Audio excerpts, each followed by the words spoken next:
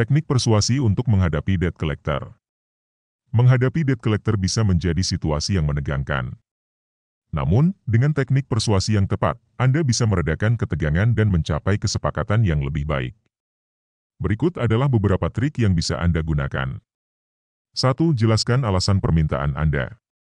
Saat berhadapan dengan debt collector, penting untuk memberikan alasan yang jelas mengapa Anda memerlukan keringanan atau penundaan pembayaran. Misalnya, Anda bisa mengatakan, "Saya sedang dalam situasi finansial sulit karena kehilangan pekerjaan, dan saya memerlukan waktu tambahan untuk mengatur keuangan saya." Alasan yang kuat dan masuk akal dapat meningkatkan kemungkinan debt collector memberikan kelonggaran. 2. Gunakan ekspresi sopan. Kata-kata sopan seperti "tolong" dan "terima kasih" sangat penting dalam percakapan dengan debt collector. Misalnya, "Bisakah Anda membantu saya dengan menunda pembayaran ini? Terima kasih banyak atas pengertiannya." Pendekatan sopan dapat membuat mereka lebih terbuka untuk membantu Anda. 3. Beri pujian. Meskipun situasinya mungkin tegang, memberikan pujian yang tulus bisa membantu. Misalnya, "Saya sangat menghargai kesabaran dan pengertian Anda dalam menangani masalah ini." Pujian dapat membuka hati mereka dan membuat mereka lebih terbuka untuk mendengarkan permintaan Anda. 4. Tawarkan kerjasama. Menawarkan kerjasama dan menunjukkan itikat baik dapat membantu. Misalnya, "Saya bersedia membuat rencana pembayaran yang realistis dan konsisten. Bisakah kita bekerja sama untuk menemukan solusi yang sesuai?" Menunjukkan kemauan untuk bekerja sama dapat menciptakan suasana yang lebih positif. 5. Jadilah pendengar aktif. Dengarkan dengan seksama apa yang dikatakan debt collector. Ini akan membantu Anda memahami posisi mereka dan memberikan tanggapan yang lebih tepat. Misalnya, "Saya mengerti bahwa perusahaan Anda juga memiliki aturan yang harus diikuti. Bisakah kita menemukan solusi bersama yang tidak memberatkan kedua belah pihak?" 6. Gunakan bahasa yang lancar. Bicara dengan percaya diri dan hindari kata-kata yang menunjukkan keraguan. Misalnya, "Saya yakin kita bisa menemukan solusi yang baik jika kita berdiskusi lebih lanjut." Keyakinan dalam berbicara dapat membuat debt collector lebih percaya pada kesungguhan Anda. 7. Bicara lebih cepat. Dalam beberapa situasi, berbicara sedikit lebih cepat dapat membantu mengurangi waktu debt collector untuk mempertanyakan argumen Anda. Namun, tetap pastikan Anda berbicara dengan jelas dan terstruktur. 8. Ulangi kata dan tindakan. Mengulangi kata-kata penting yang disampaikan oleh debt collector dapat menunjukkan bahwa Anda memperhatikan dan menghargai apa yang mereka katakan.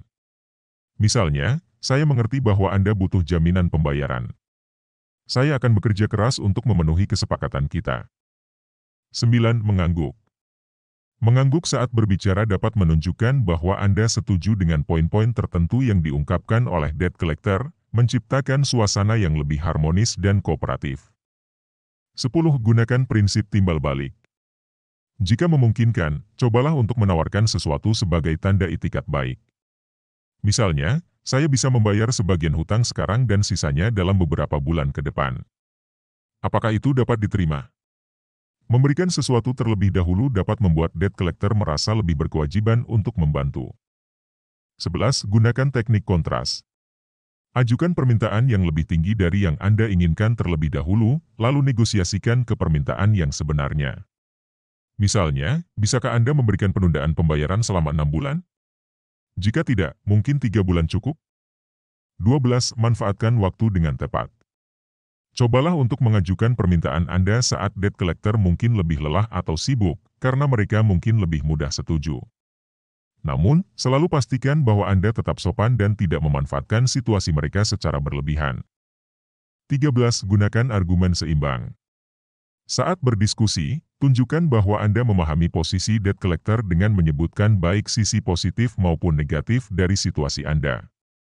Misalnya, "Saya tahu ini sulit bagi Anda juga. Namun jika saya diberikan waktu tambahan, saya bisa membayar hutang dengan lebih teratur dan tidak akan ada masalah di masa depan."